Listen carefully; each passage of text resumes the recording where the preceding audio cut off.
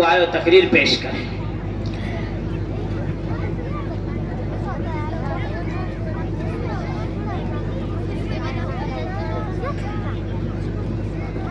السلام علیکم ورحمۃ اللہ وبرکاتہ.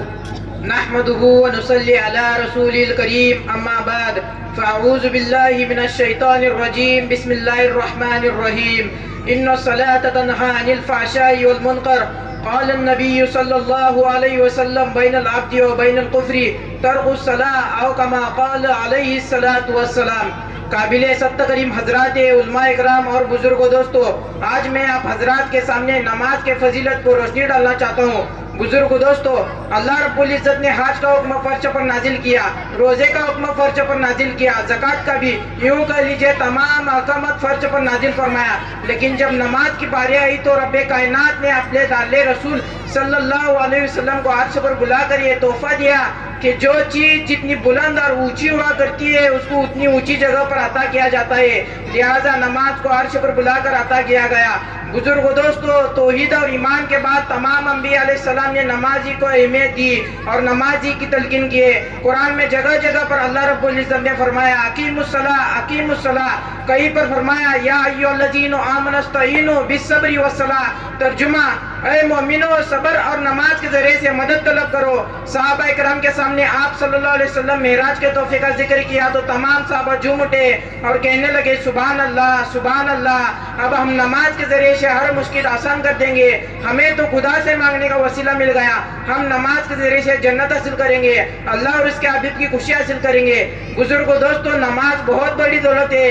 اللہ کے حبیب نے فرمایا نماز اسلام کی نشانی ہے، نماز دین کا ستون ہے، نماز شیطان کا منہ کالا کرتی ہے، نماز مومن کا نور ہے، نماز افضل جہاد ہے، نماز میرے آنکھوں کی ٹھنڈک ہے، اللہ کے نزدیک سب سے پسندیدہ عمل ہے. نماز کو اول وقت میں پڑھنا ہے. نماز ہر متقی کی قربانی ہے. نماز جنت کی چابی ہے. بزرگوں دوستو، جب کوئی بندہ نماز کے لیے کھڑا ہوتا ہے تو جنت کے دروازے کھل جاتے ہیں اور اللہ کا قرب حاصل ہوتا ہے. ہمیں چاہیے کہ نماز کی پابندی کرنے والے بن جائے. میرے ایمانی بھائیوں، اللہ کے جتنے وعدے ہیں وہ نماز کی پابندی پر ہیں. صحابہ اکرام نے بھی نماز کی پابندی کی ہے، تابعین نے بھی نماز کی پابندی کی ہے، تبع تابعین نے بھی نماز کی پابندی کی ہے. حضور پاک صلی اللہ علیہ وسلم کا ارشاد ہے، حق تعالی شان نے فرمایا میں نے تمہاری امت پر 5 وقت کی نماز فرض کی ہے. جو شخص ان 5 نمازوں کو وقت پر ادا کرنے کا اہتمام کرتا ہے اس کو اپنی ذمہ داری پر جنت میں داخل کروں گا. اور ایک حدیث پاک کا مفہوم ہے، اللہ کے حبیب نے فرمایا جو شخص نماز پڑھنے کا اہتمام کرتا ہے اللہ تعالیٰ 5 طرح سے اس کا اکرام فرماتے ہیں. پہلا، رزق کی تنگی ہٹائی دی جاتی ہے. دوسرا، قبر کا عذاب ہٹا دیا جاتا ہے. تیسرا، عمل نامے ہدایت میں جیے جاتے ہیں. چوتھا ہے کی پل سے رات کا راستہ بجلی کی طرح پار کیا جاتا ہے. پانچواں، بغیر حساب کتاب کے جنت میں داخل کیا جاتا ہے. بزرگوں دوستو، نماز بہت بڑی دولت ہے. نماز سے ہم جنت حاصل کر سکتے ہیں، اپنے مسئلے حل کر سکتے ہیں، اپنے پریشانیاں دور کر سکتے ہیں. حضرت حذیفہ رضی اللہ تعالیٰ عنہ فرماتے ہیں جب نبی کریم صلی اللہ علیہ وسلم کو کوئی سخت امر پیش آتا تو نماز کی طرف متوجہ تھے اور وہ مسئلہ حل کر دیتے تھے. آج ہم اپنے پریشانیاں اور مسائل نماز کے ذریعے سے حل کر سکتے ہیں، لیکن ضرورت اس بات کی ہے کہ ہماری نماز بن جائے، ہمارا نماز کا قیام صحیح ہو، ہماری قرات صحیح ہو، ہمارا رکوع اور سجدہ صحیح ہو. بزرگوں دوستو، صحابہ اکرام ایسا قیام کرتے تھے جیسے لکڑی زمین میں گاڑ دی گئی ہو. قرآن تو ایسا پڑھتے تھے فریض سے سننے کے لیے آیا کرتے تھے.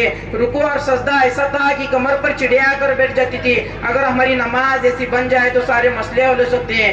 اللہ تعالیٰ ہم سب کو نماز سیکھ کر پابندی سے وقت پر پڑھنے کی توفیق عطا فرمائے. ایک شعر کہہ کر اپنی تقریر ختم کرنا چاہتا ہوں. پڑھ نمازے پنجگانہ نہ کر کوئی بہانہ، پڑھ نمازے پنجگانہ نہ کر کوئی بہانہ، اس میں ہی تیری جنت ورنہ دوزخ تیرا ٹھکانہ. وما علینا الا البلاغ.